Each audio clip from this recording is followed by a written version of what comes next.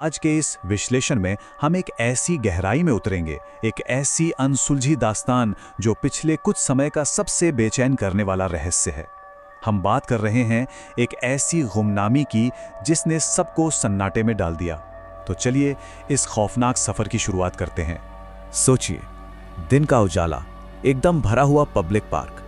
आमतौर पर ऐसी जगह देखकर दिमाग में यह ख्याल आना भी नामुमकिन है कि यहां से कोई बच्चा अचानक गायब हो सकता है, वो भी इस हद तक कि सालों गुजर जाने के बाद भी किसी को कानों कान खबर ना हो कि आखिर वो गया कहां। और यही बात इस केस की सबसे भयानक सच्चाई है।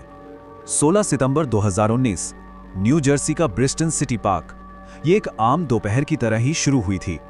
हर तरफ बच्चों के खेलने, चिल्लाने और बास्केटबॉल उछलने की आवाजें आ रही थीं। एक ऐसी जगह जहां खतरे का दूर दूर तक कोई नामो निशान नहीं था।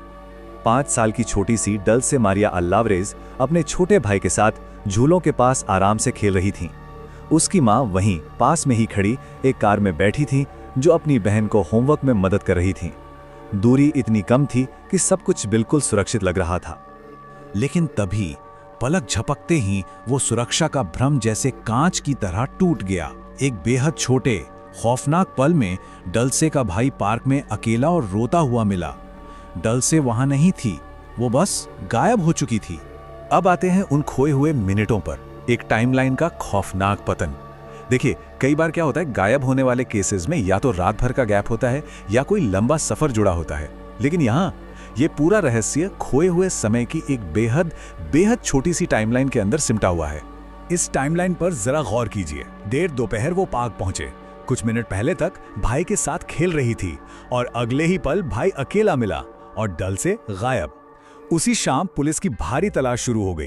एक आम फैमिली आउटिंग से लेकर अचानक एक खौफनाक तलाश तक का ये सफर इतनी तेजी से हुआ कि आज भी ये पूरी तरह चकित कर देता है। अब सवाल ये उठता है, कोई बच्चा बिना एक भी सुराग छोड़े आखिर गायब कैसे हो सकता है? यही वो सवाल है जिसके आगे जांचकर्ता आज तक लाचार हैं। एक पब्लिक जगह जहां शोर शराबा है, लोग आ जा रहे हैं, वहां कोई बिना किसी की नजरों में आए अपहरण जैसे काम को इतनी सफाई से अंजाम कैसे दे सकता है? शुरुआती दौर में एक संदिग्ध यानी सस्पेक्ट की खबरें आईं। कहा गया कि वो हल्के रंग का हिस्पैनिक आदमी था। पतला शरीर, हाइट करीब 5 फुट 6 से 5 फुट 8 इंच। उसने काली शर्ट, लाल पैंट और नारंगी स्नीकर्स पहने थे और पास खड़ी एक लाल वैन से उसका जुड़ाव बताया गया।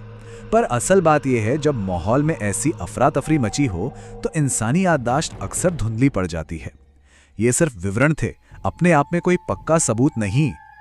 आगे बढ़ते हैं उन बातों की तरफ जो बिल्कुल समझ से परे हैं। एक आम जगह और एक असंभव परिणाम। इस पूरे केस का सबसे बेचैन करने वाला हिस्सा दरअसल ये जगह खुद है। ऐसी भरी पूरी जगह से किसी बच्चे का इस तरह हवा में गायब हो जाना तार्किक तौर पर लगभग नामुमकिन लगता है। आसपास के जंगलों और पानी में बड़े पैमाने पर छानबीन की गई, पर एक भी छोटा सा भी सुराग नहीं मिला। सोचिए, एक ऐसी जगह जहां दर्जनों गवाह होने चाहिए थे, भीड़ भाड़ होने के बावजूद महज चंद मिनटों में यह सब घट गया।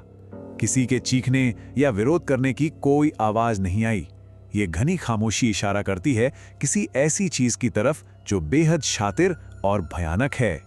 एक पार्क की सबसे डरावनी हकीकत शायद यही है, कोई शिकारी देखने में डरावना या अलग नहीं लगता।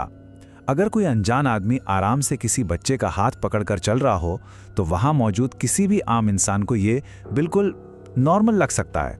अगर असल में वहां कोई बड़ा सुराग था भी तो वो शायद देखने में इतना मामूली लग रहा होगा कि किसी का ध्यान ही नहीं गया।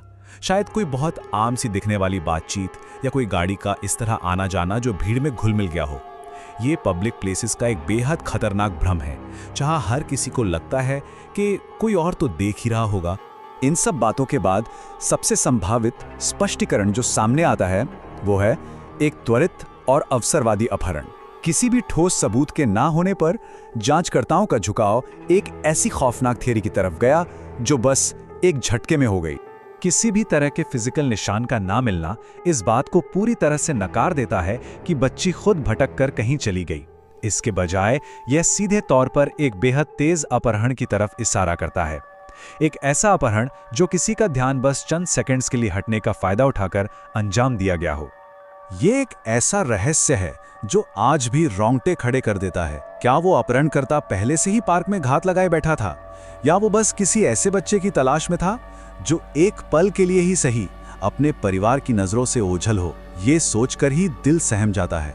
जरा आशा डिग्री और सेबेस्टियन रॉजर्स के मामलों के बारे में सोचिए। उनके अनसुलझे मामलों से इसकी कितनी साफ समानता दिखती है।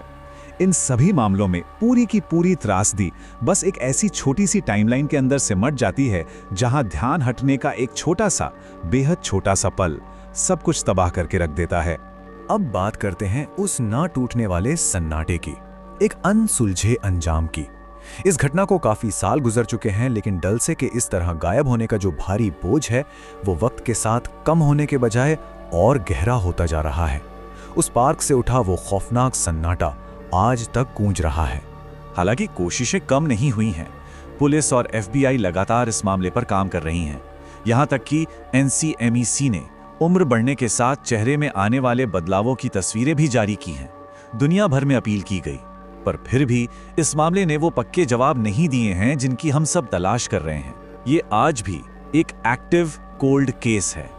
ये मामला हमारे और आपके ज़हन में इतनी गहरी छाप इसलिए छोड़ जाता है क्योंकि ये मुख्य घटना देखने में इतनी साधारण लगती है कि इसका सालों तक अनसुलझा रहना गले नहीं उतरता। एक पल एक छोटी बच्ची वहां थी और अगले ही पल वो वहां नहीं थी। डलसे अलावेरेस का इस तरह गायब होना सुरक्षा को लेकर हमारे दिमाग में बसी हर बुनियादी धारणा को हिलाकर रख देता है। यह इस बेहद कड़वी और डरावनी सच्चाई से सामना कराता है कि दिन के उजाले में कितनी तेजी से एक जिंदगी को चुराया जा सकता है। एक आखिरी सवाल जो ये केस छोड़ जाता है, अगर कुछ ही पलों का सन्नाटा इतना भारी हो सकता है तो आखिर ऐसी कौन सी जगह है जो सच में पूरी तरह सुरक्षित है?